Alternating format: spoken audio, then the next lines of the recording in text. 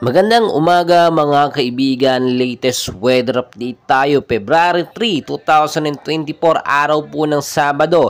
Pero bago tayo magpatuloy, please don't forget to like and subscribe and always hit the notification bell. Maraming salamat po. So as of now mga kaibigan, ang hypnosis pa rin po natin galing sa Pag-asa. Northeast monsoon pa rin po nakakapekto silang bahagi po ng Northern at Central Luzon. Trap naman ng low pressure area, no?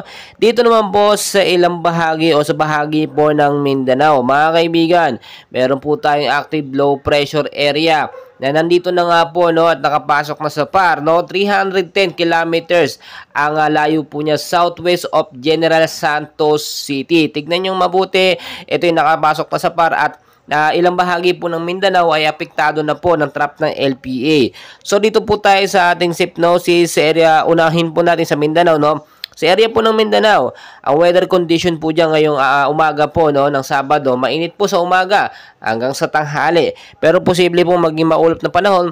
Pagdating naman sa hapon, dala nga po yan ng trap ng low pressure area or yung extension niya. Mag-ingat po tayo mga kaibigan sa posibleng pagbabaha.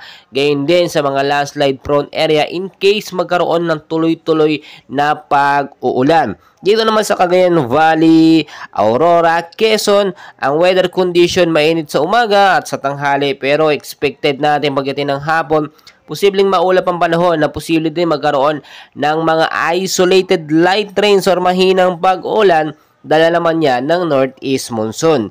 Dito naman po sa ilang bahagi po ng Metro Manila, no, at maulap po na panahon na mararanasan sa hapon at posible magkaroon ng heavy rainfall to light rains, no, pagdating naman sa gabi. So maging mapagmatsyag at mapagbantay po tayo sa lagay ng panahon dahil tulad ng aking sinasabi, mahirap pong i-predict ang galaw ng panahon, pabago-bago po yan. Active low pressure area patuloy na kumikilos and hopefully nga, no, sana nga wag daanan, no, pumasok, tumama dito sa may bandang Central Luzon dahil mas marami pong tatamaan dahil mababa po yung mga lugar dyan.